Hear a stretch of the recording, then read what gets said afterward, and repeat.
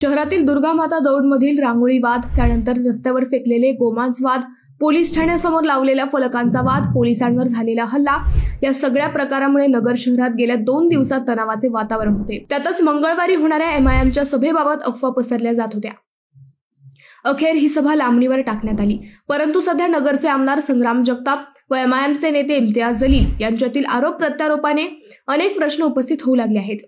नगर शहराचे वातावरण एवढे का बिघडले, याच विषयीचा आमचा हा स्पेशल रिपोर्ट। नमस्कार, मी अद्वैता आणि आपण पाहत आहात अहिल्यानगर लाईव्ह 24, नगरी राजकारणाचं परफेक्ट अनालिसिस। 2 वर्षांपूर्वी शेवगाव येथे छत्रपती संभाजी महाराज जयंतीच्या मिरवणुकीत राडा झाला। संभाजी महाराज जयंतीच्या मिरवणुकीत दगडफेक करण्यात आल्यानंतर हिंसाचार उसळला, पोलिसांना गोळीबार करावा लागला। यावेळी झालेल्या राड्यात एकाचा मृत्यूही झाला होता।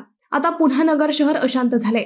नगर शहरात लावलेल्या काही फलकांमधून थेट तलवारी उचलण्याचा उल्लेख करण्यात आल्याने शहर अशांत होतंय, असा आरोप आमदार संग्राम जगताप यांनी केलाय। तर दुसरीकडे मंगळवारी होणारी MIMची सभा पुढे ढकलण्यात आल्यानंतर पक्षाचे माजी खासदार इम्तियाज जलील यांनीही आता आरोप केलेत। आम्ही तेथे जाऊ नये असे काहींना वाटत होते, त्यातून हे षडयंत्र रचले गेले। आमची तेथे ताकद निर्माण झाली आहे। राष्ट्रवादीचे काही नेतेही आमच्या पक्षात पक्षप्रवेश करणार होते। स्थानिक स्वराज्य संस्था निवडणुकीच्या निकालानंतर आमची ताकद दिसणार होती। MIMच्या ताकदीचा सर्वात जास्त फटका कुणाला बसणार होता हे सर्वांना कळत होते, त्यामुळे हा सुनियोजित प्लॅन करण्यात आला, असा आरोप इम्तियाज जलील यांनी केला। तर दुसरीकडे या प्रकरणाबाबत आमदार जगताप यांनीही काही प्रश्न उपस्थित केले। ते म्हणाले की या सभेने आमच्यावर काही फरक पडणार नव्हता, ते स्वतःच्या बचावासाठीच असे करत होते। मुळात शहरातील वातावरण खराब करण्यासाठी काही शक्ती गेल्या काही महिन्यांपासून प्रयत्न करत आहेत। थेट पोलीस ठाण्याच्या बाहेर तलवारी उपसणारे फलक लावले गेले आहेत। ते फलक लावल्याने वातावरण बिघडेल हे माहिती असूनही ते लावले गेले। रास्ता रोको करण्यात आले, रस्त्याने जाणाऱ्या वाहनांची तोडफोड करण्यात आली, निरापराधांवर हल्ला झाला, पोलिसांवर हल्ला झाला। हे सगळं कोण करतंय याचा शोध घेतला पाहिजे। एका पक्षाची सभा होणार होती, मोठी करण्यासाठी हा सगळा प्री प्लॅन होता का, याचाही तपास केला जावा। कायदा हातात घेतल्यावर पोलिसांनी त्यांचे काम केले, परंतु थेट पोलिसांवर हल्ला करण्याचा प्रयत्न झाला। आव्हान देणारे फ्लेक्स कुणी लावले, त्याला प्रोत्साहन कुणी दिले, ते पुरस्कृत कुणी केले, ते कुणी तयार केले, या सर्वांची चौकशी झाली पाहिजे। विशेष म्हणजे ते फलक अजूनही तेथेच आहेत। ते काढण्यासाठी गेलेल्या यंत्रणेवर कुणी दबाव आणला हेही शोधले पाहिजे। नगर शहरातील धार्मिक वातावरण सध्या खराब करण्याचा प्रयत्न सुरू आहे। सोमवारी झालेल्या प्रकारानंतर पोलिसांनी 4 वेगवेगळ्या प्रकाराचे गुन्हे दाखल केले। त्यात सगळ्यात गंभीर प्रकार होता कोठला परिसरात झालेल्या हिंसाचाराचा। शहरातील सर्वात महत्त्वाचा रस्ता समजला जाणारा कोठला परिसर रोखून धरण्यात आला। रोखून धरण्यात काही षडयंत्र होते का, हा प्रश्नही आता उपस्थित होऊ लागला आहे।